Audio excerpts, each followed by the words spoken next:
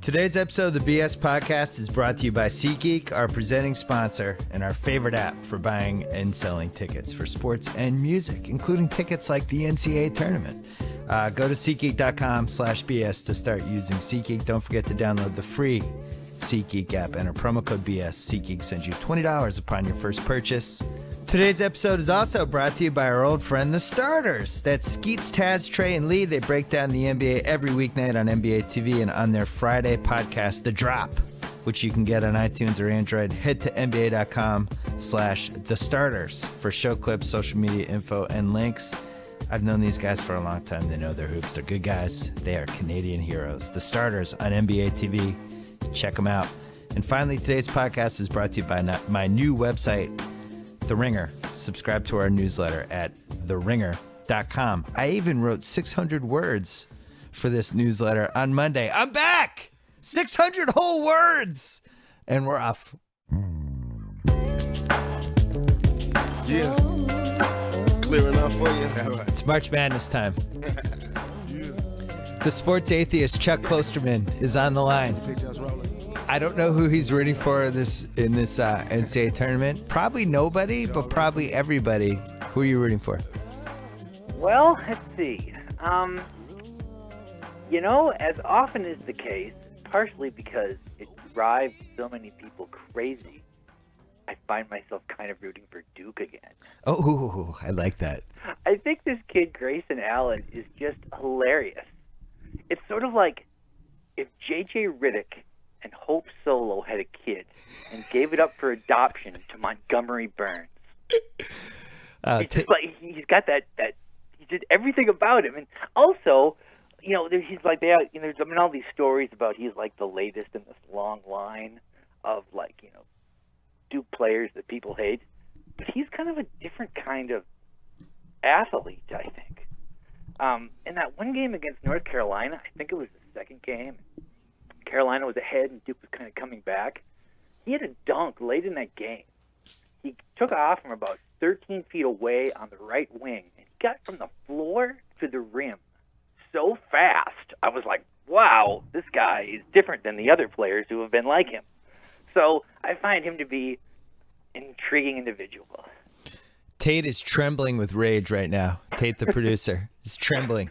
He can't even. Oh my God, we might have to get him out of here. It's like this guy was built for this role. I mean, even like his name, obviously, his name is so it seems as though when you were a little kid, maybe in 5th grade or 6th grade, you would read those books about sports, and there'd always be one kid who was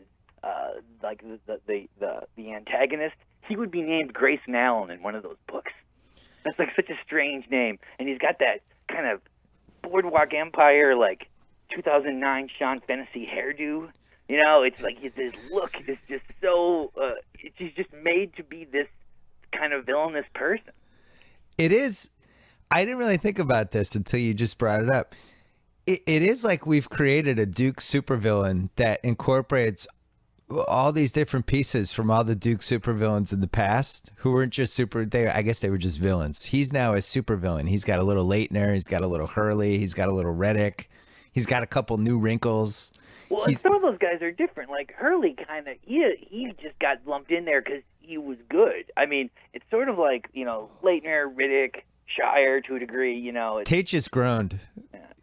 When you said Hurley was good, Tate was like, oh. Hurley was annoying. I mean, it was an era where the college basketball was so much fun and, for lack of a better word, had just become very kind of, I don't know what the right word is, flamboyant, I guess. It was that Larry Johnson UNLV era. It was very kind of chest thumpy and dunking and a lot of posturing and all that, and Hurley just seemed like he was from the 1950s compared to what we were seeing, and I think that's why people didn't like him. Oh, that's got to be part of it. I mean, he seemed to be almost a visual extension of Krzyzewski, and people hate him too. Yeah, it was Krzyzewski had a kid. Yeah. he had some sperm bank child that then came back to be his point guard or something. But I like Michigan State. I always seem to root for Michigan State in the tournament. I know there's kind of a growing belief I've seen that some people feel that this might be the most complete and balanced Kansas team. So they're kind of the favorite across the board. I'm getting this sense. It's like I watched a little less college basketball this year because of the way my life is, but I've been following a lot and reading a lot of box scores. I'm kind of following college basketball the way people did in the 60s. Yeah. I like that. Like you're just reading newspaper agate. Yeah, well, I see some of the games, but it's all with timing. I miss a lot of the afternoon games. I thought I was going to really get into college hoops this year because the Celtics have this top 5 Brooklyn pick. Mm-hmm. And so I just adopted Ben Simmons. And you must be kind of off that bandwagon, though, right?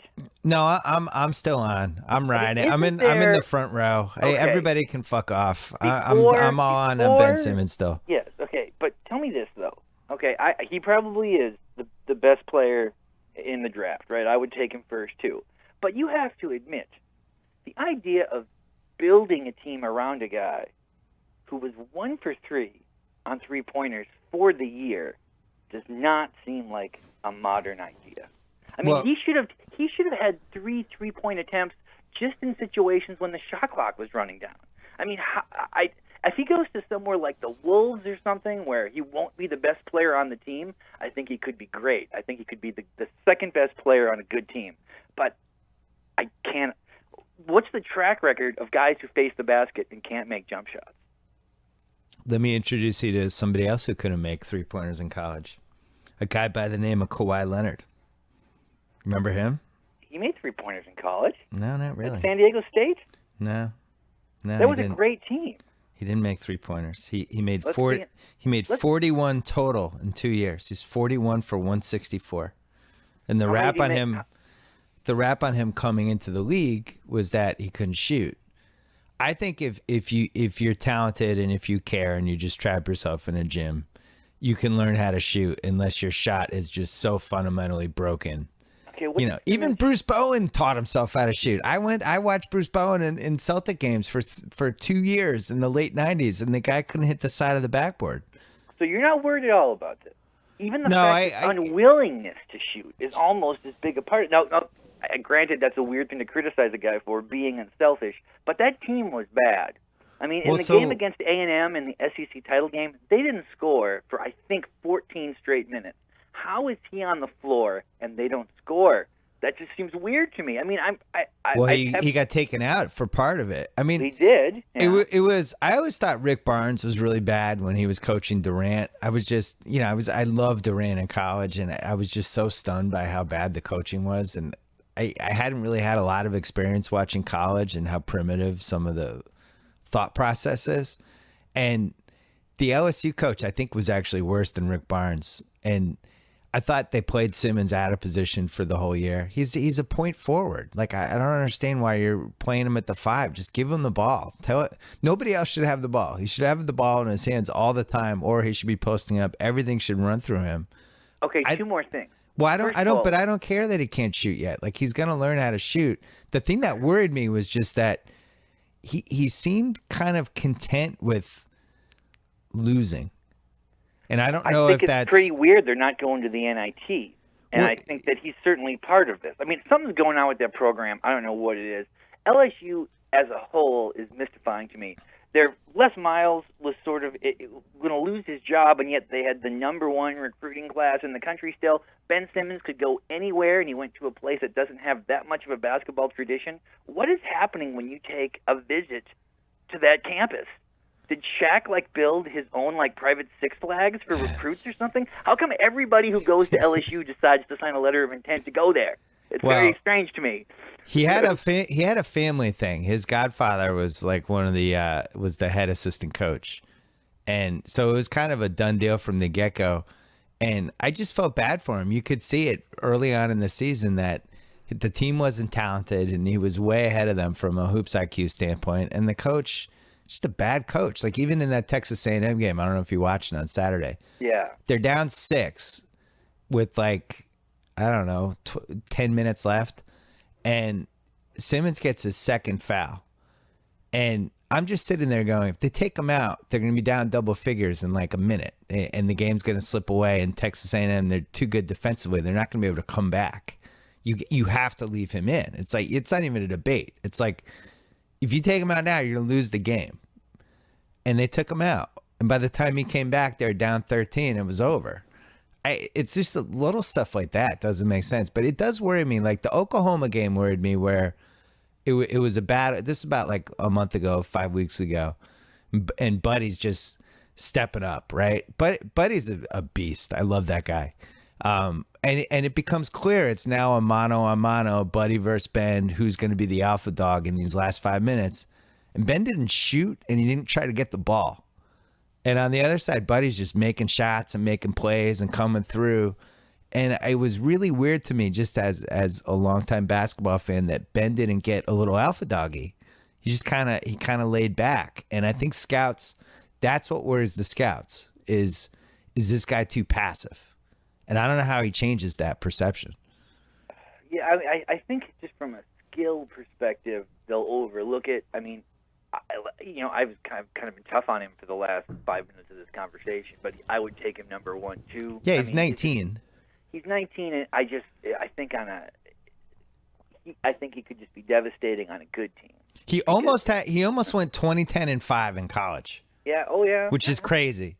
And my thing is, like, if he goes to the Celtics or he goes to the Timberwolves, and he's surrounded by sounds like a cliche, but it really does apply to certain guys. The better the teammates are, the better he's going to be, because he's such a good passer.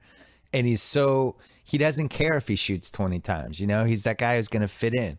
So if he goes with Towns and Wiggins, or if he's on the Celtics with Isaiah as the crunch time guy and Brad Stevens, and like it could be an awesome situation. If he goes to Philly as the quote unquote number 1 pick / savior, I think that's dangerous. Yeah, I mean, on a good team, I think he could, play the floor and average 10 assists a game. I think that's possible, because he's so the passing part of his game is so, I hate to say natural, because it makes it seem like it isn't something he worked at, but it sure seems that way. I mean, can I introduce a theory to you? What theory? You're gonna love this. You're really gonna love this. I hope you're sitting down. I am. The best thing that could ever happen to this guy is if he doesn't go first. If he goes second, sure. I think that is the thing he needs. If you love Ben Simmons, and I'm still a believer, and I'm still in the front row. The best thing that will happen to him is if Brandon Ingram has like 4 good games in this tournament, or if the Utah center, who I really like, Jakob Polte, but it was Chipotle. If one of those guys goes nuts, and then it turns into this Andrew Bogut type situation where all of a sudden everybody's talking themselves into somebody that's not Chris Paul as the number 1 pick, and we're having the draft, and it's like, wow. So Darren Williams is going to go ahead of Chris Paul, and so is Andrew Bogut and Marvin Williams. What's happening here? This could happen. One point about your theory, though, in what case isn't that how it is? That if the best player went second, it wouldn't be good for him from a perception perspective. Isn't it always better to go later? Because yeah, I guess. Well, it was great for Durant. I think it was awesome for him. Obviously, and Durant's Jordan's kind of your card. This is why when you were so into Simmons, I was like, you have a good track record, but I'm thinking like, on seeing guys early deciding that they're transcendent and being right. But I'm wondering if I'm overemphasizing the thing with Durant, because you were so on that so quick.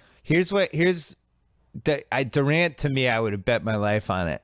Simmons made 2 mistakes that make me nervous, and I wouldn't bet my life on it, but I would bet your life. I would bet your life on it. How about that? Would you bet your left arm? No. Not your left arm. My life. You'd bet my fucking life, but not your left arm. I'd bet my baseball card collection, but not my basketball card collection. Here are the 2 things that worry me. One is that he went to LSU. I just think that's weird. I don't care if my godfather is the coach at LSU. Then I'm at LSU.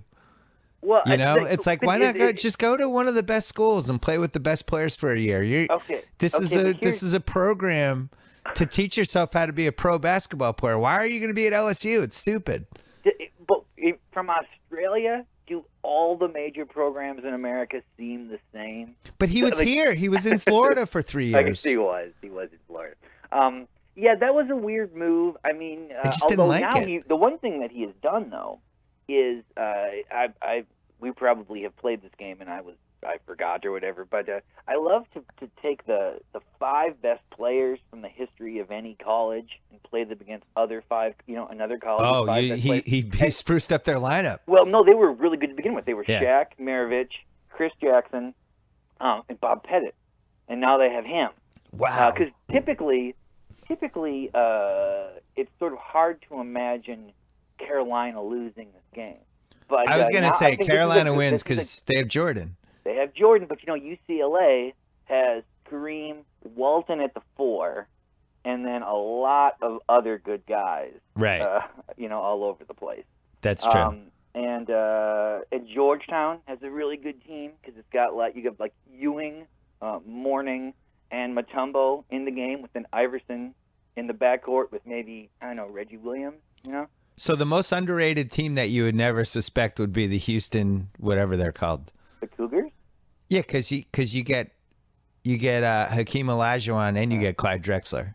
Yeah. Like nobody would think of them, but it would actually, and probably a couple other guys that we can't. Oh, they have Elvin Hayes too. Yeah, they have a good team. Michigan State has a good team. Michigan has, I'm sure Jalen would argue, Michigan has a great team. Another team that is kind of underrated is actually the Gophers. Because you have McHale and Michael Thompson and, Trent Tucker and these guys who weren't fabulous but had pro careers, Yeah. And you would never think of them as one of these sort of major programs. Duke actually is hard to get a really good 5 out of that. Duke has the best white 5. Well, yes, probably so. And I guess they'll be playing BYU for the Duke. The racist title, yes. Wait, the other mistake Ben Simmons made, he goes with Clutch? He goes with Clutch Sports? He goes with LeBron's agency? That's his move? I don't even know that. I haven't even followed that. Yeah, and apparently this was a done deal for a while. That makes me nervous. Why is that a bad idea? I would think I don't know. I don't know. What's the good one? What agency should? If I decide to go pro, what agency should I sign with? I'm so confused by this LeBron thing. It seems so illegal on so many levels, and yet I don't think the NBA can do anything. He owns an agency with his buddy who runs it, but he doesn't own it, but it represents other players, but they represent Tristan Thompson. I know. He makes $82 million. Didn't they represent Mark Jackson? And there was some belief that Mark Jackson was going to get the Cavs job. I mean, that is it.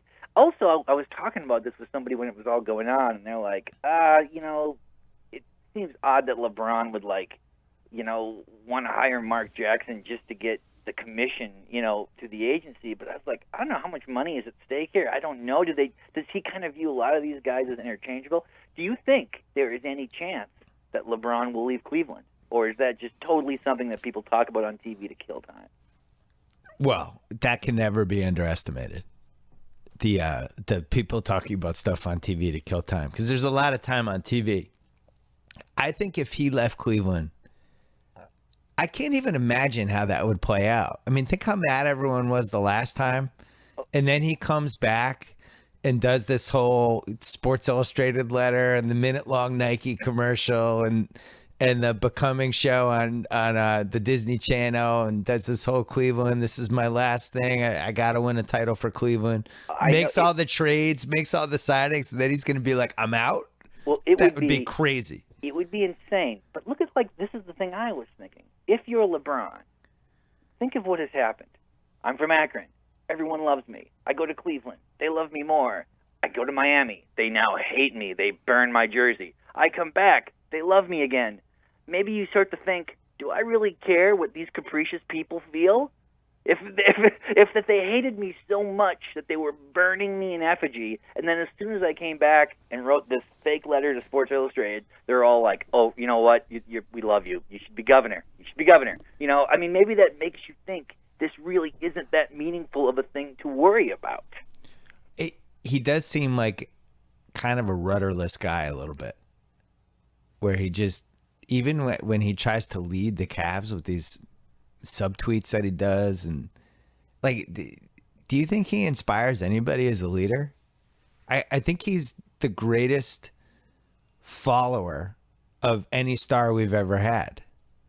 Really, like, the best situation for him was with Wade, where Wade could step in and help him out. Like LeBron's way of leading, it just seems odd to me.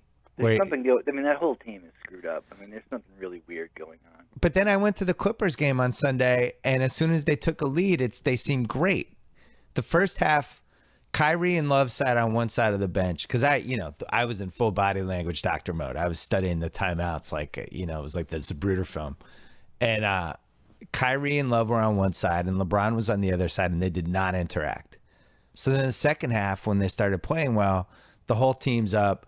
LeBron comes out. They're up like 15, and Kyrie starts torching Austin Rivers, which felt like there was a little extra, because I don't think LeBron likes Doc Rivers, going back to like the Celtics-Cavs series. Just, I have no evidence at all. Just a gut feeling, because the way Kyrie was torching Austin Rivers for like a minute and a half, and the way LeBron was celebrating on the bench, it was just a little weird.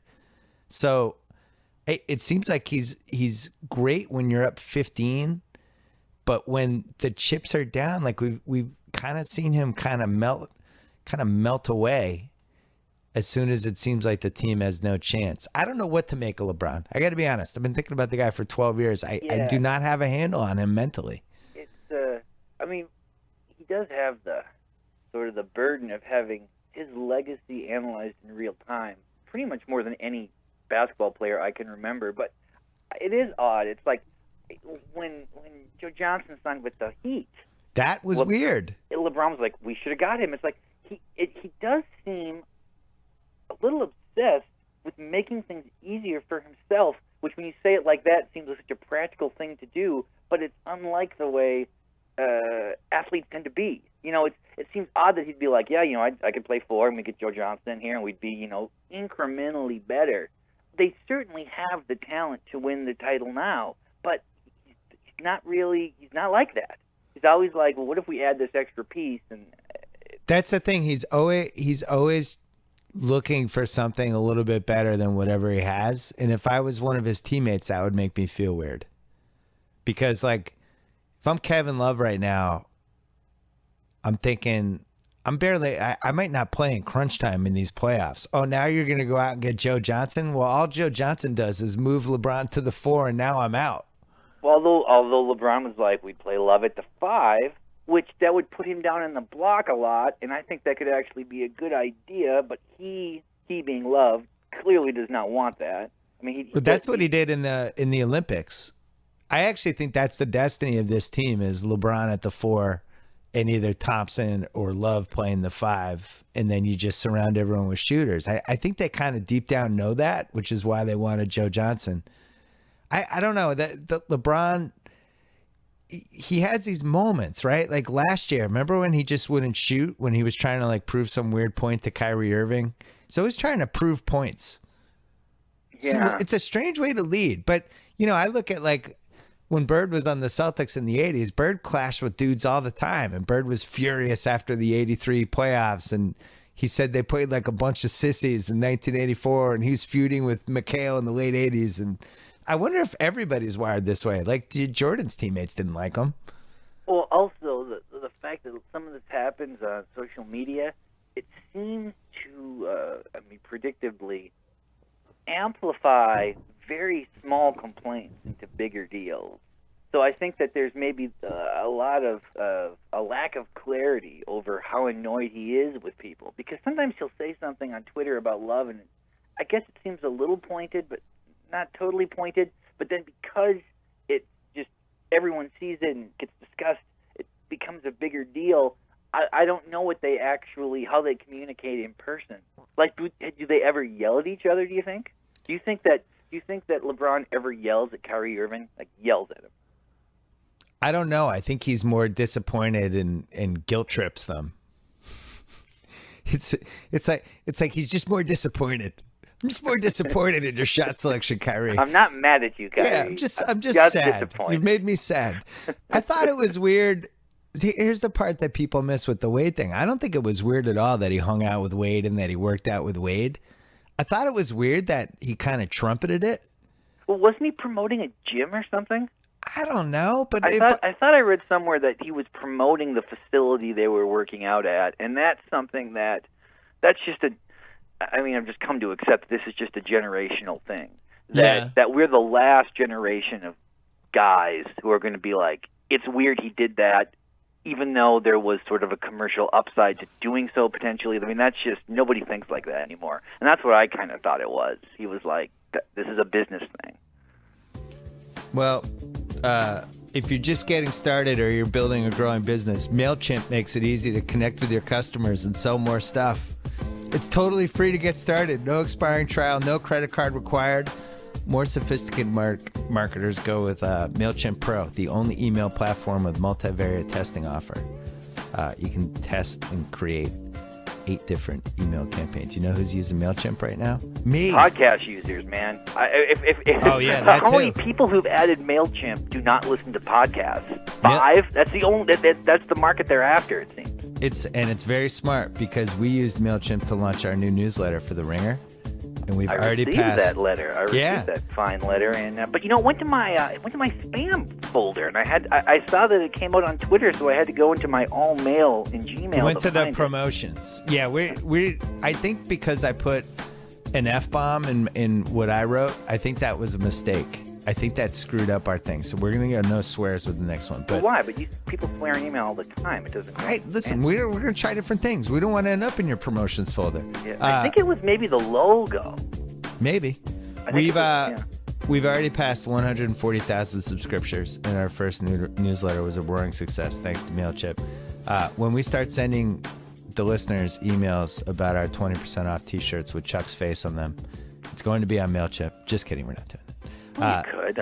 I would license my image. Cool. Thanks to MailChimp for helping me and everyone at The Ringer build our audience. Incredibly easy to use. Check them out at MailChimp.com. I had to do that because you were talking about how LeBron leveraged things. The part I didn't understand about what LeBron did was it's not like the situation in Cleveland was a grand slam and just humming along and it was just great.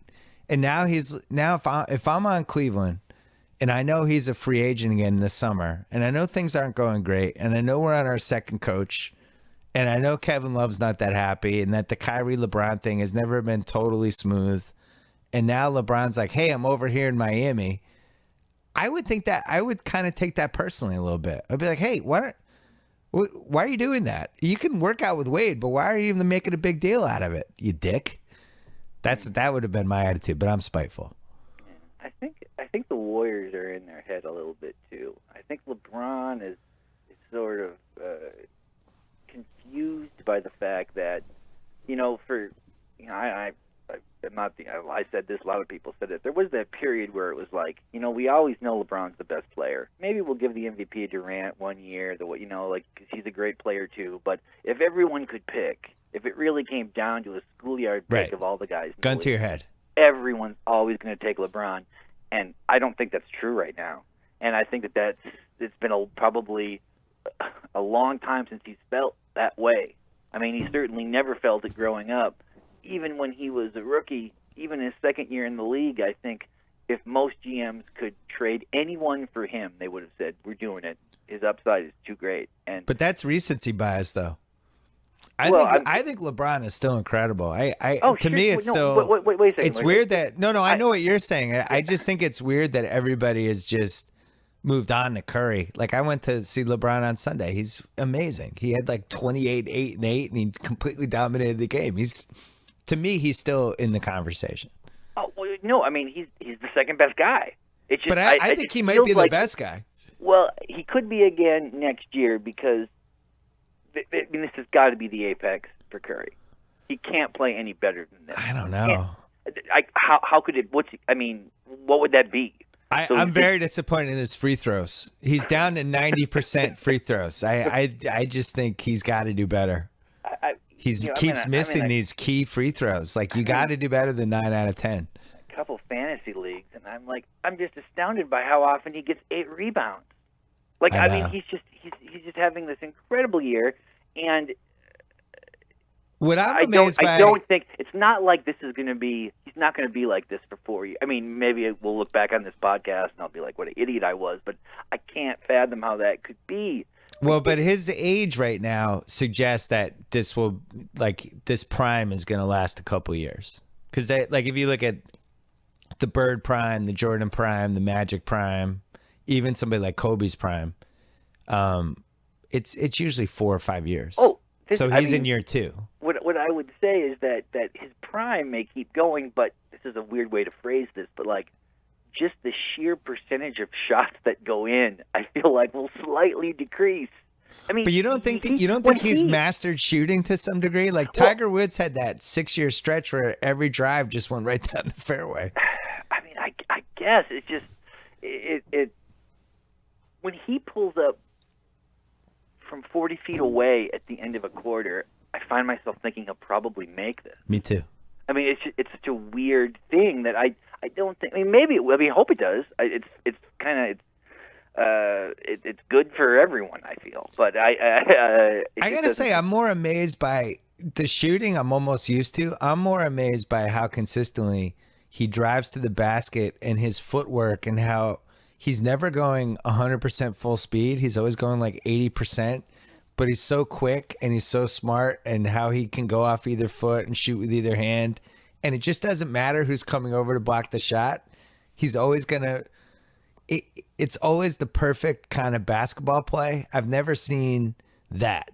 Okay, do you think that this is the reason – maybe you've talked about this in their podcast and I've missed it, but, you know, when someone like Oscar Robertson comes out and complains about him, my theory on that is that – maybe everyone thinks this, but – when a guy like Oscar Robertson sees LeBron or he sees Durant on the perimeter at 6'11" or whatever, their reaction is, wow, these guys are just different people than the ones we played against. And no wonder they're better. They're just, you know, they're built the way, you know, Durant would have been a center in the 1950s and 60s, you know.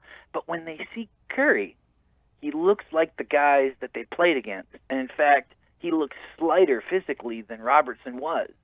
And is that what drives them crazy? That they're like, they just can't believe, like they can understand how like the physiology has changed and made guys better, but they can't accept a guy who's the same size being that good? I think they don't understand it. Like they just fundamentally can't understand it. And the reality is, if Curry played in the 1960s, he would have been out of the league in 6 years because he never would have been able to stay on the court with his ankles. And 50 years later, you know, there was that giant piece on ESPN, the magazine, about Pablo Torre. Yeah, that's not what Oscar's thinking about. No. I'm saying that he doesn't understand it because in his era, you were just good and things made sense, and there were certain type of players, and nobody shot like this, right? So it's got to be everyone else's fault that they're letting Curry make all these shots. Well, it seems so backwards. It seems like that should be the kind of guy old-timers like. Like, I wish my dad was still alive. I think he'd love Steph Curry. But then I think, I don't know, maybe he'd be from the generation of guys who would see this phantom problem. But Oscar was, like, Maravich was basically the 1960s Curry, right? And except when you look at his field goal percentage. Well, true. But I'm saying, like, he had, like, the 30-foot range, and you always heard about... I just think that there's something about the old guys. First of all, they always think that their era was better. Like that's just that's a thing. Like that and that's been the case for 50 years. That's why I always laugh when people get so bent out of shape because an old guy thinks their era was better. Like they always think their era was better. But I think just fundamentally he doesn't understand how Curry is shooting like this. So he's blaming everyone else without thinking like, yeah, actually the way science is going and the way you can study your technique and hone it in, and you can work your body a certain way so that your leverage and your balance is perfect and your sneakers are perfect and you have first class accommodations and all these things, they all lead to us creating better basketball players. And that's the part he doesn't understand. Like Curry should be better than the guys. I think he hasn't thought about it that much. I think that a lot of these guys talk off the cuff, but in the old days, you speak on the radio and say something crazy like that, and the only people who find out were the people in St. Louis. And now True. these things, so now it seems as though Oscar Robertson is leading a charge against Steph Curry. Well, to be fair, Oscar, and I wrote about this when I wrote about Oscar in my book, like he's the all-time NBA superstar curmudgeon that we've had in 60 years. Well, There's he had a lot nobody of bad grumpier things. than He had Oscar. a lot of bad things happen to him. Yeah, and that's the thing. It's totally understandable, and that's why I don't think anybody should give him shit ever, because I think he went through the most stuff of anyone from that era, because he went to the University of Cincinnati during not a great time to be there if you're a black athlete. So, but I just in general, all these guys, they all think their era is better. Like Magic, when I did TV with Magic, we would argue about the new guys versus the old guys, and Magic was adamant that the guys from like the 80s Lakers would have beaten anybody in the game now. And I just didn't understand it because they didn't shoot threes back then. The teams now get an extra, 8 to 10 free points from the 3-point line that Magic's era, that team didn't get. And he's like, no, we would have pounded down low. Like, he genuinely felt that. It wasn't he was theorizing. He was like, we would have beaten them. Psychology of aging is interesting. I mean, people have been often comparing the Warriors to the Bulls team because, they're going after the wins record, But if you remember, even when that Bulls team was winning all those games, when they asked Jordan how they would have fared against the first three-peat, he was like, the first team was way better. Because he was like, Cartwright was an uptick from Kukoc, and Paxson and Kerr were kind of interchangeable, and there was just a better team, So even while he was doing it, he was like, the old team was better. I mean, I think that's just maybe a natural way to feel. I wrote about this in my book because I thought it was a really, really important point. And if you're going to compare teams, which is so hard to do, you really have to look at what the league was like, because the reason the teams in the 80s were so good was because there was only 21 teams. Mm-hmm. And somebody like McHale could be on the Celtics. And if you had a 30-team league, it would have been humanly impossible to have McHale, Bird, and Parrish on the same team. It just wouldn't happen. That's why it was so amazing that OKC, even for 4 years, had a chance to have Durant, Harden, and Westbrook on the same team. It's the all-time fluke of flukes. It would be the equivalent of if Minnesota won the lottery this year and got Ben Simmons, and somehow Towns, Wiggins, and Ben Simmons in the same team. Like, it might happen once a decade in a 30-team league. Is it a fluke, or is it a bad move? I mean, the Oklahoma City, they gave up Harden. You look at the Warriors. They seemingly have the two best shooters in the world on the same team. It seems like a fluke, except everyone in the world at one point was saying, trade Klay Thompson for Kevin Love. Including Everyone me. was saying that. And, and they didn't do it, right? So now it looks fluky that they have this situation, but actually they deserve credit for not making the move everyone demanded they do. Right. Well, hold that point for a second. I think that was one of the seminal moments in the history of the NBA that summer. The more I look at it, because it's a clear demarcation between an old way to play basketball and a new way to play basketball, right? Kevin Love, we all thought was one of the best 7 players in the league, and of course you should trade Klay Thompson and David Lee and a number 1 pick for him, and of course you should trade Andrew Wiggins for him. But what you're getting was this guy who's a power forward in a league where power forwards are becoming increasingly irrelevant, and you can only play really one non-perimeter guy and succeed in the way the NBA is being played now. And now, a year later, there is no way in hell you would trade Wiggins for Kevin Love, because it's so hard to find perimeter guys and wing guys, for the same reason that the Warriors looked at it and said, actually, we should keep Klay Thompson. There are less guards than big guys. It's easier to get a big guy. We can build a team around these two shooters. We're going to make 9 3-pointers a game. That's a bigger advantage. Like, the fact that they saw that in the moment, I think is one of the great strategical big picture things we've ever seen in the league. I mean, if now I'm kind of giving them maybe more credit they deserve. We don't know if maybe they wanted the deal and they just couldn't make it happen. No. They argued about it. I know the whole story. Like, they had 2 camps, and there was one camp that was like, no, this is a better advantage to have these 2 shooters. Like, it was a real thing. Who was in that camp? Steve Kerr. He's a smart guy. I actually think Jerry West was one of the guys who was like, don't do this. Clay, blah, blah, blah, like was just adamant that you couldn't win a title with Love and Curry as two of your defenders. Well, I mean, I wouldn't be shocked if those were the two guys who were right. I forget. I think now everybody takes credit for keeping Klay Thompson, but at the time I couldn't believe they didn't trade for Kevin Love. But, that's it. Like I was talking to somebody at work yesterday about, I like this guy, Ivan Rabb on California. And I have no idea if he can play in the NBA, even though I know he's a good basketball player, because he's going to be a lottery pick. He'll be in the 10 to 14 range. He's a good athlete. He's a good rebounder. He plays hard. Where do I play him in the pros? I can't play him at center. So now it's like I have to play him with another shot blocker, or could he be a Draymond Green center? Like, you're asking questions that I wasn't asking 2 years ago, because you can't play two low post guys anymore. So where does he go?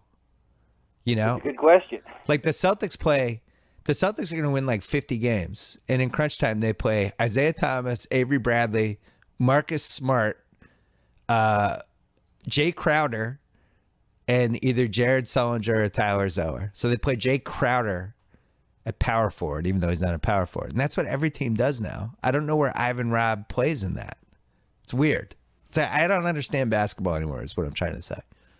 I mean, I assume it will switch again, but well, right now everybody wants swing dudes. Yeah, I mean, everybody's doing the same thing, kind of. It seems like the best way, but 10 years will be that. I mean, 5 years even. Who knows? Well, remember when we were growing up in the '80s? There was that run on centers. Everybody was like, "You gotta have a center." Sure. Houston had Samson Olajuwon. The Celtics had Mikal Parrish. You need centers. There was that period where you needed two guys. Yeah. Where you needed Cartwright and Ewing, and everybody was like, "This is the key to have essentially two centers on the floor at the same time." Yeah, we need big guys, and that's what led to Karl Malone going after John Koncak and Joe Clyde in that draft. Also, I think we've talked about this before. I came across like a pre-draft analysis of that draft. Yeah. And one of the big knocks on Karl Malone was bad jumping ability. Right. It's not he had a low vertical. So he went like 17th in the draft or something, didn't he? I think he went 13th and was immediately great. All right, speed round. Ready? Okay. CBS screwing up the selection show. Did you care? No, because it doesn't really matter to me what time it comes out. I mean, I look at the bracket when I get around to it, which isn't usually during the show anyway. So the fact that it came early, who cares? Why doesn't every team imitate the Patriots with NFL free agency? Bill Belichick never spends on anyone in the first 10 to 14 days. Why don't other teams do this, considering the Patriots go 13-3 every year? I think the Patriots have the advantage that they can take guys who wouldn't succeed at other places and fit into their system, where the other teams are in a position where they need obvious talent. And the way to do that is to go after guys real aggressively. But the Patriots can take a guy, some running back who couldn't really have a job anywhere else, and have a Monday night game where he scores 3 touchdowns and then get cut. Would you move the NBA 3-point line? Maybe. I think I would move it back 18 inches. 18 inches. I mean, it would be interesting to see. That might be too big of a move. It might change the game too much, but it seems as though that would just guys shoot from there anyways. It would just spread the floor more. I mean, it would get like we kind of got off the subject, but we were talking about the NCAA tournament. Yeah. I think there's a lot of people now, because college basketball has kind of struggled these last few years, that they don't really watch the regular season and they only watch the tournament. And I think when those people watch the tournament this year and see how much the flow of the game has improved with those rule changes, there's going to be like this brief like college basketball renaissance where people are really going to be excited about it because the game is much better. The changes they made really helped.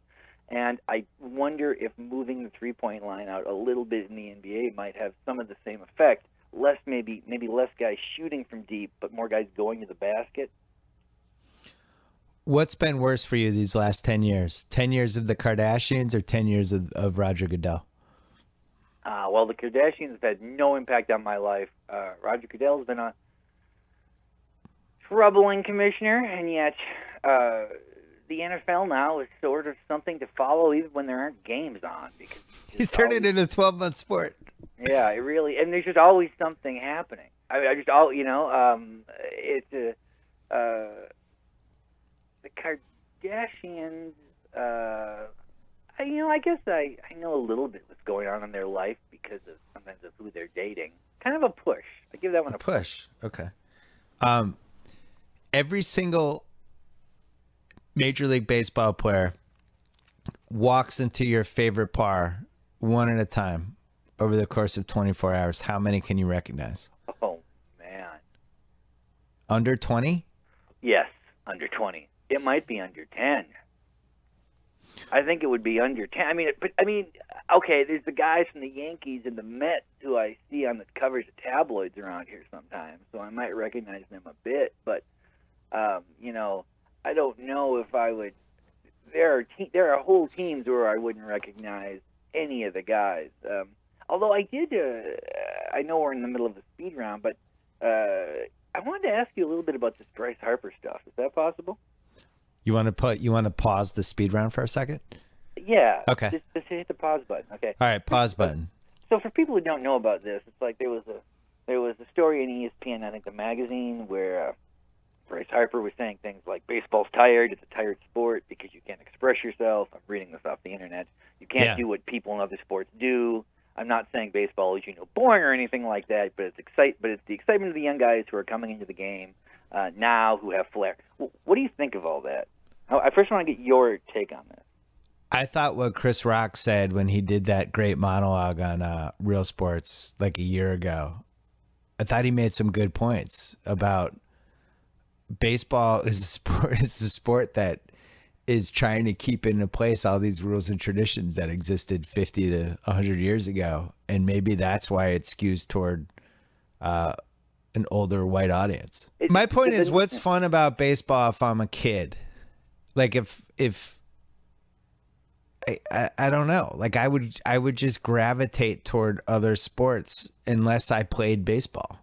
Okay, well, I watch baseball partly because I wanted to hang out with my dad and we had 10 channels, and my dad watched the Red Sox. So I was like, well, I'm going to watch the Red Sox. And that's how I started watching the Red Sox. My son is like, I'm going to go on my iPad and watch 100 John Cena videos on YouTube and would never watch a baseball game with me. Yeah, I don't watch baseball either. I agree with the idea that it does feel tired, but I do feel like Bryce Harper is conflating something. Okay. He's conflating personal expression with intensity. I think baseball's problem is that it's not intense enough. I don't think the problem is that guys aren't allowed to celebrate enough.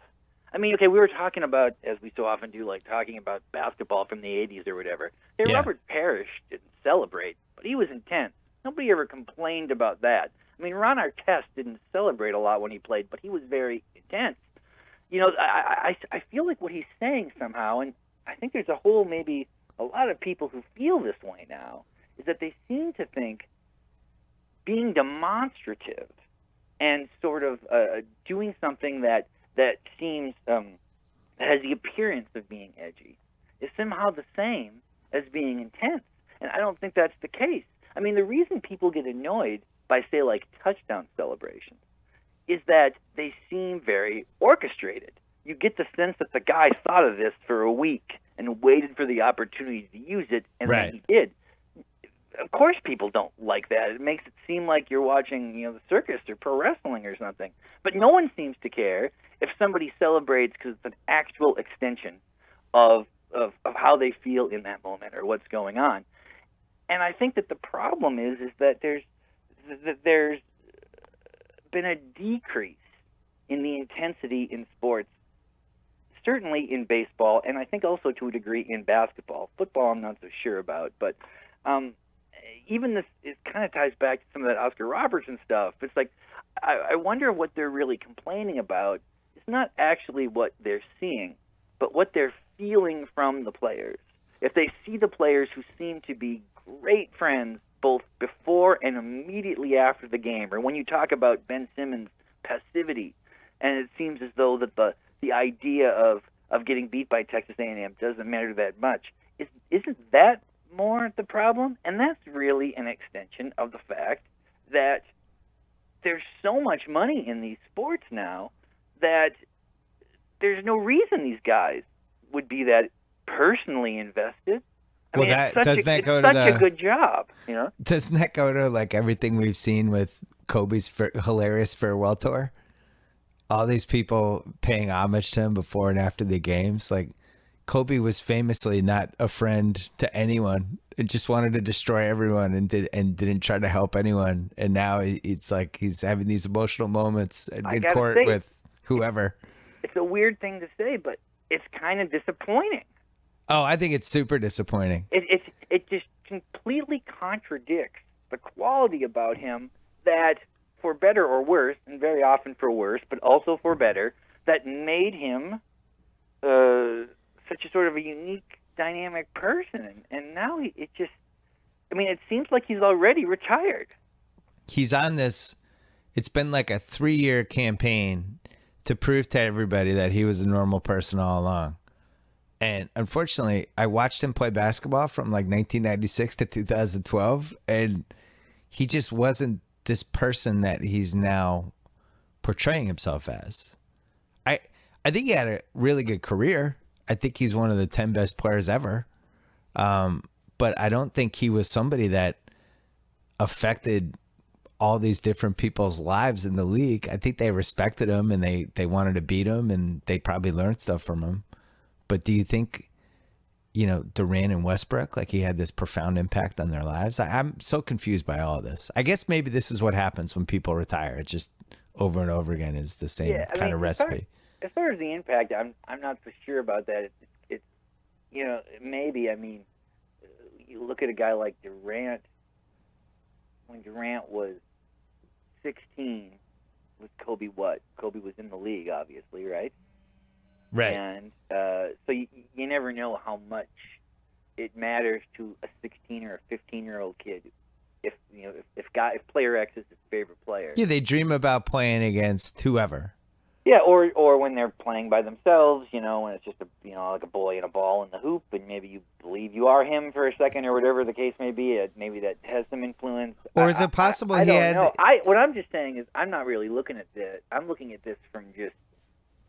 I had come to the conclusion that Kobe Bryant finally was sort of being honest about his nature. And now it seems like either he's went all the way through this door of reality or whatever, and now he's just a different person. He's changed, or he's still changing, or I hate to say this, but part of me is sort of like he wouldn't be doing this way if he was still great. Like if he was still going out and really beating people, I wonder if he would be so affable to them after the game. But it's almost as though he recognizes that he's maybe hung on a year too long. So maybe he got humbled a little bit, and maybe that made him more of a normal person. Because I don't think the guy especially the guy in the 2000s, the last decade, had no interest in any sort of interactions with anybody that weren't just like quick. He wasn't really a great teammate. I don't think he was a bad teammate because his teams won. So I don't think it was a situation like maybe what people would say about Boogie Cousins. But I think he was pretty withering to teammates that kind of didn't meet his standards, almost to a fault. You could have said the same thing about Jordan.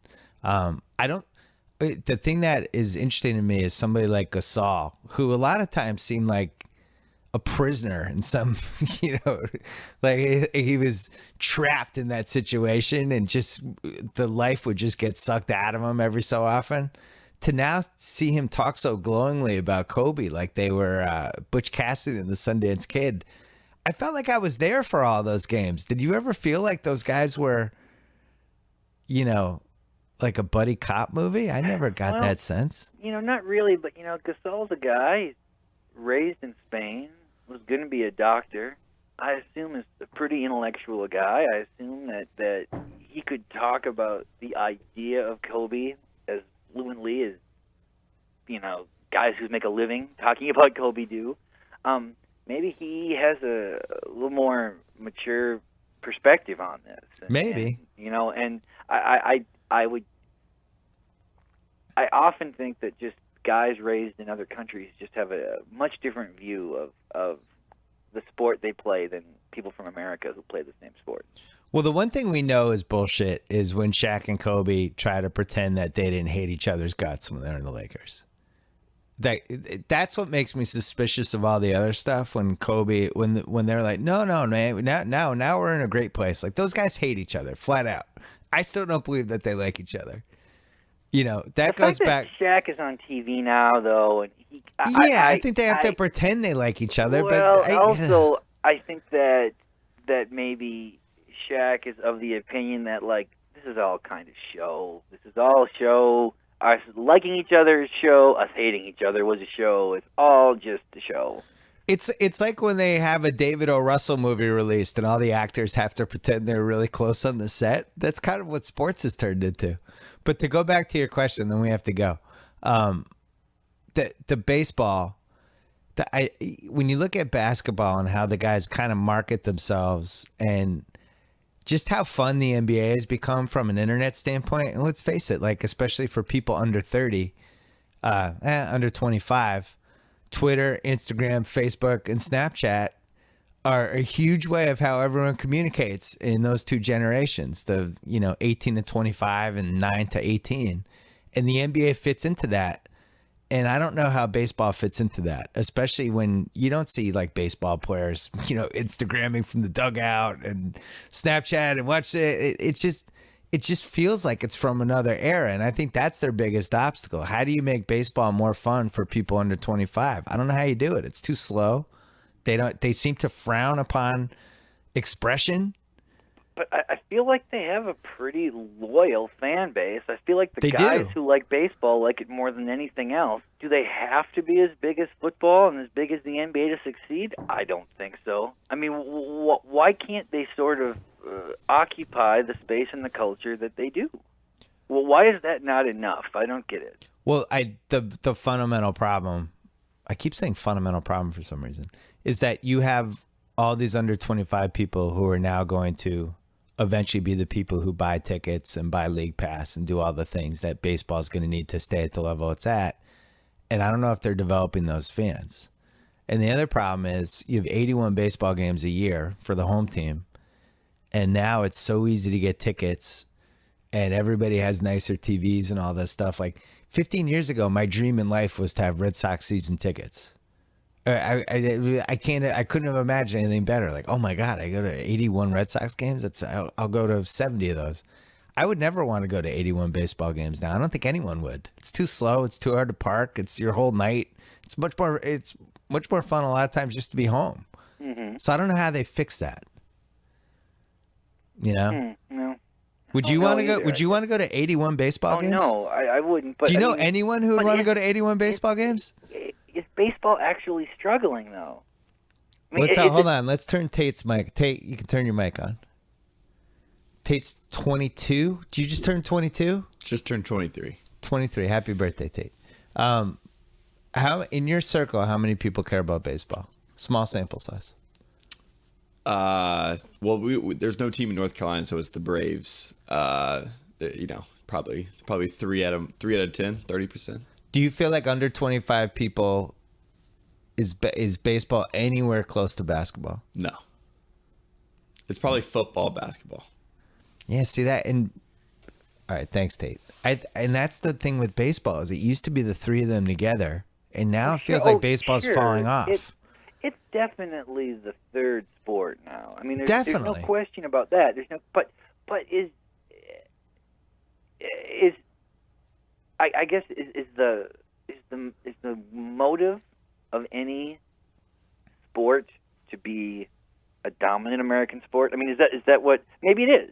I mean, maybe. Well, in this maybe case, if it's you're America's maybe if you're the pastime. commissioner of baseball, maybe that's supposed to be that's your goal, to make baseball, this central part of it. But and I've talked about this, and the fact that football has expanded its magnitude so much is really central to a lot of the problems it's having. Like Yeah. it's gotten too big. It's now involving casual people who are suddenly really bothered by what they are seeing and what they are experiencing because they just sort of thought, oh, everyone does this on Sunday, so I'm going to do this too. I mean, you don't see NASCAR fans or bull riding fans or anything freaking out over the dangers of their sport because it's a niche audience and they're aware of what they're getting. They realize, like everybody who follows NASCAR knows that if you drive a car into a brick wall, you will die, and they're not shocked when that happens. Right. But football now has got this huge audience of people who they've never really thought about any of this stuff. It's just that all of a sudden they're hearing all this stuff about CTE and all these things, and it's like, oh, they're all disturbed because they got too big. I think baseball might be well served to stay at the size it's at. What's interesting to me about baseball is that it's almost turned into a TV sport like football did in this way. Like you look at it's 162 games plus all the spring training, and it has become one of the great commodities for these local cable stations. And you see these TV deals are just so gigantic, and that's why baseball players get paid so much money. The TV deals are just out of control because everybody looks at it and goes, wow, that's 1,000 hours of television that we can put on over the course of 7 months. We don't have to worry about any other programming. This is great. And we know who we're getting. And we just got, and that's why in a weird way, baseball's as strong as it's ever been, because you look at these TV deals and it's like, yeah, baseball's not going anywhere. I just wonder from a relevancy standpoint with the younger generation, does it just keep getting worse? Especially if like Bryce Harper, Trout, all these guys, really they're in as good shape from a talent standpoint as the NBA is, with Curry and Durant and Westbrook, all those guys. Like you could argue the baseball, the under 28 guys, they're just as loaded, but you wouldn't recognize most of them if they walked into your bar. I think that's weird. It is weird. That's been for a while now, though. I feel like we've had this conversation for over 10 years. I mean, we have. And also the idea of baseball sort of losing its relationship with young people. That's an old argument too. Yeah. I mean, that was definitely happening in the 90s. It was no question. Once they postponed the World Series games and all of a sudden they're ending at midnight, I think that became a problem. But, I think baseball's weirdly fine, between the local TV and then late September through October. Like, I felt like baseball was as relevant as it's ever been in the postseason last year. A lot of people were talking about it. Those games were really exciting. Well, when baseball is dramatic, it's more dramatic than the other sports. I mean, golf is kind of the same way because it's so goddamn slow that when meaningful things are happening, it's crazy. You just feel it's a real palpable sense of drama. So there's always the chance that will happen in the playoffs and in the World Series and all these things. So I don't know. My main point was just, I think that if there is an issue with baseball, it's a lack of intensity. It is not a lack of guys being able to express themselves. I think that their expression at times seems like theatrics. And the pace. Well, so I guess that's the same argument. The pace, the intensity, it's slow. But the weird thing is you need the slow pace in order to have the high drama. They're kind of tied together. It's just that what's boring as fuck in August is great in October. Really, it should be a 145 game season, and they'll never do that because they'll never lose it. But it should move a little faster. I think 162 games is a little high. I don't know if we need that many. We have to go. When's your book coming out?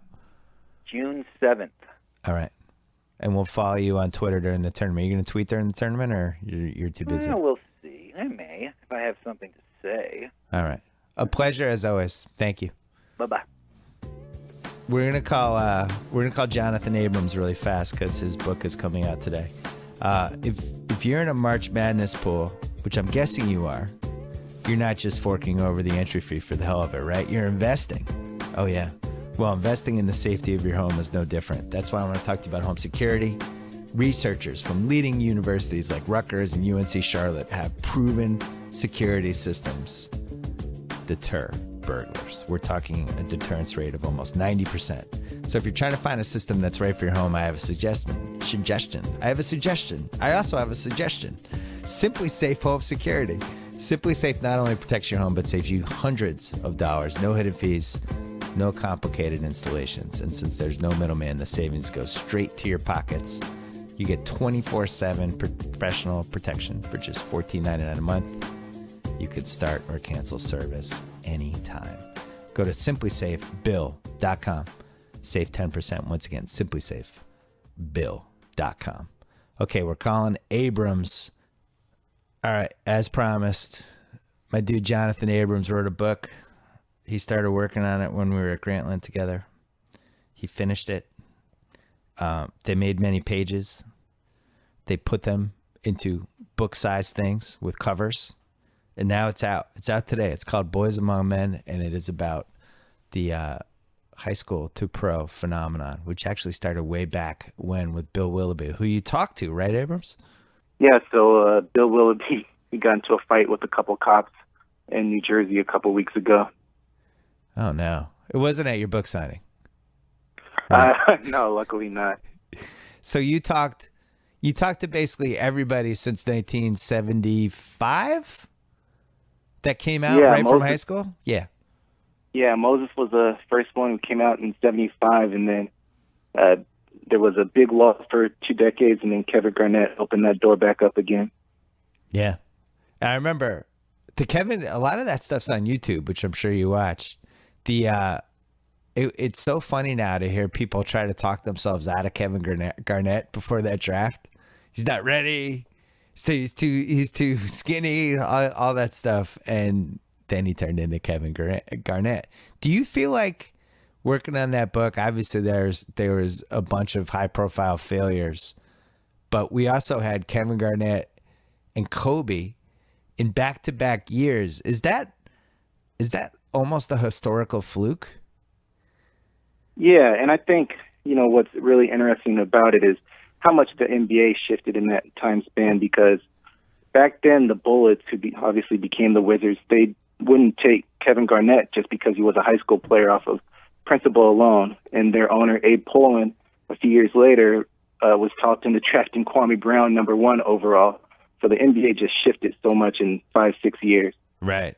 Well, the Celtics had the 97 when we didn't get Tim Duncan. We ended up with the 3rd pick and the 6th pick, and they passed on Tracy McGrady twice. So even like after Kobe and KG, the draft after that, teams were still not seeing it. I don't feel like people really saw it until what was the draft that had Kwame and Chandler and Curry? That was 2001, right? Or 2002? Yeah, that was 2001. 2001. Yeah, that was when everybody was like, oh, so if we get these guys, you're basically developing them for 4 years, and it's great. It's a huge advantage. And then it kind of went haywire in a bad way. Well, your guys worked out Kobe. You know that, right? You guys had the chance to take Kobe because he shut out all the workouts after the Lakers were interested in him, but the Celtics were one of the few teams he worked out for. Oh, I'm aware of this whole story. Hey, here's the thing. The Antoine pick was totally defensible. Like I was like super duper excited that they got him. He was only 19. He had only been in Kentucky for a year. He was almost won the Rookie of the Year, and he had a good career. And I'm not against it. It gets a lot less defensible when you go through the 7, 8, 9, 10, 11, 12. I mean, the Nets were really the team that should have taken him, right? Yeah, I mean, when you go back and look at Ali Potapinko and Todd Fuller got taken before Kobe Bryant, you just scratch your head. I know. Well, that's the draft. These guys, I mean, Minnesota passed on Steph Curry twice. I think that's my favorite of all time now, because it was insane when it happened, and now it's become 100,000 times more insane. So what's your favorite chapter in the book? I think it was just looking through that 96 draft and kind of dissecting what every team was thinking at the time. They did pass up on Kobe Bryant, and talking to Bob Bass, the Hornets general manager at the time, who drafted Kobe and then traded him. So I'm going through that draft now. Iverson 1, Camby 2, Sharif went 3. These are all defensible at the time. Marbury 4, Ray Allen 5, and Antoine 6. I think all these are still defensible, but here's where it gets less defensible. Lorenzen Wright to the Clippers. God, the Clippers could have had Kobe. I totally forgot that. And he worked out for them too. Kittles to the Nets, who had a good career until he got hurt. Samaki Walker to Dallas. Dampier to the Pacers. Todd Fuller to Golden State. Potampico to the Cavs. And then Kobe. 13. And Charlotte trades it. They didn't just keep him. They traded it for Divac. So it was like double whammy. What was funny was that the Hornets, they got better after that. I think Bob Bass got Executive of the Year for that trade because the Hornets, they won like 50 games the next year. Yeah, they actually, the late 90s Hornets weren't bad. Vlade had a lot left in the tank. Then he went to Sacramento. It was a defensible trade, except for the part that Kobe became, one of the 10 best players of all time. So you think the T-Mac thing, for some reason, is not as big of a deal? Where did he go, 7th? 8th? Something like that? He went 8th, I think, to the Raptors. He was good because that brought about a whole big shoe negotiation between Nikes and Adidas, and it was the first time one of these high school guys had created a shoe bidding war with Sonny Vaccaro, Adidas and Nike. Yeah. And who, I forget. Oh, Adidas won that one, right? Yeah, they paid him $12 million, and all the veteran players were jealous. They hadn't gotten a shoe contract like that, and it just set up a whole generation of these guys trying to make that jump afterward. After you finish this book, do you feel like guys should be able to come right out of high school or no? I think so. I mean, there's obviously a lot of gray in this issue, but by and large, most of these guys were successful. There's a lot more successful guys like Tracy and Kobe and LeBron than there are these busts like Corleone Young and Leon Smith and those guys. Right. I mean, it would have been better for Ben Simmons just to come out now. I mean, to come out a year ago versus just going to LSU and having 4 unsatisfying months there. I don't know how that helped him in any way. And it does seem like the league is so much smarter now about protecting younger players and putting them in a better position to think about choices they make and all that stuff. It just seems like, I don't know. I'm of the belief that it should be, I've said this before, but I think it's one of my best ideas. The rookie contract length should depend on when you came out.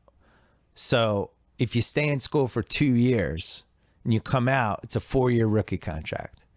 If you come out right out of high school, it's a 6-year rookie contract. If you come out after your freshman year, it's a 5-year rookie contract. I really think that's the best solution because, now it's like if a guy comes right out, all of a sudden he's not getting paid when he's 22, and you really, the team really gets to keep them under control and try to groom them, and there's no rush. And a lot of the issues were just sometimes just guys getting money too soon. I mean, that was Antoine's biggest thing. Antoine was making, I think he signed for 71 or 81 million bucks after his 3rd year in the NBA. He's 22. That's not good. Yeah. What do you think? What was the biggest reason Kwame failed? Oh, it was the big combination of, I don't think he loved the game. He declared for the NBA because of family pressures and to lift his family out of poverty. He just came from a terrible situation. And one of the quotes in the book that really stuck out to me was Billy Donovan just got the sense that Kwame didn't want to go pro in the least bit because he had originally committed to the University of Florida when Donovan was there. And also the pressure playing for Michael Jordan at that time. Michael Jordan only had 1 or 2 years left in him with the Wizards and needed Kwame to be a superstar fast, and that just wasn't going to happen. Was there a guy that, as you worked on the book, you changed your opinion of him? It it was interesting seeing Tracy McGrady's progress because I didn't know all that much of his back history, and it just seemed like he almost lucked into basketball to begin with as well. He was a big baseball guy growing up. Yeah. He's a good example of how they changed the rules to make the rookie contracts longer. And after, his generation, you could leave after 3 years, and he left Toronto. He goes to Orlando. Grant Hill gets hurt, and he just, wastes a good chunk of his career on teams that weren't very good. And had the contracts been longer, him and Vince Carter are together, and all of a sudden that has a chance to become something really special. I always felt like if he'd come along 5 years later in the same situation, his career is different. And well, one of the other big things with Tracy as well is that he was really close to signing with the Bulls after that Toronto contract, but Jordan basically nixed it because they would have to give up Pippen at that time. Right. Yeah, I remember that. All right. Well, I'm excited for people to read this book. You've sent me an early copy. I enjoyed it. I enjoy all basketball books, but I really enjoyed yours. Can you talk about your next project yet or no? No. It's okay. I hope to have it out soon, but it'll be. I'm excited. Yeah, your next project is going to be super duper exciting. Hey, you're in Charlotte now, right? I am. Have you gotten sucked in by the Hornets? By college hoops, anything? How's your basketball life changed? I got a 2-year-old who I'm trying to groom into the next Steph Curry. So that's why we got out Smart. here. Get a Davidson 30 jersey on him. Have you gone to a Hornets game yet? I've been to a couple, but I'm friends with the woman whose daughter goes to Steph's high school and plays basketball there. So I've been to Steph's high school gym a few times, and it's just this tiny, tiny place. I just can't imagine Steph ever playing there. I know. It's probably where he started making 40-footers routinely, being like, I wonder if this will work in a game. And he was right. I mean, there's like 2 rows of stands on each side of the court. Like, if he had been a bigger prospect in high school, they would not have been able to play in that gym. No. All right, so your book's out today. Shea Serrano did some cool bookmarks for you, but those are all sold out, right? We got a few more left if people want to send screenshots out. All right. How do they do that? prepstopro@gmail.com. All right. Beautiful. Good luck with the book. It's going to do well. Thanks, boss. It's really good. I liked it. I'll talk to you soon. All right. Thanks. Thanks to Abrams. Go check out his book, Boys Among Men. It is on Amazon. It's on all places that sell books. Thanks to Klosterman. He does not have a new book coming out for 3 months, but I'm putting it on your radar anyway. Thanks to MailChimp. They make it easy to connect with your customers and sell more stuff. Feel free to get started. No expiring trial, no credit card required. They helped us collect over 140,000 subscribers for the Ringer's new newsletter and counting. Check them out at MailChimp.com and subscribe to our newsletter that we're making with their help at TheRinger.com. Thanks to Simply Safe. They'll give you 24/7 award-winning protection for just $14.99 a month with no contracts or hidden fees. Start or cancel service when it works for you. Studies show that security systems deter burglars at a rate of 90%. For home security you can trust, go to simplysafebill.com. Save 10%. Thanks to HBO Now, you don't need cable or satellite to watch HBO anymore. Download the HBO Now app and start your free 1-month trial today. And thanks to SeatGeek, the presenting sponsor of the BS Podcast. And Channel 33 back tomorrow with a longtime sports media icon. And I'm not going to tell you who. See you tomorrow. We about this bitch. Anytime y'all want to see me again, rewind this track right here. Close your eyes.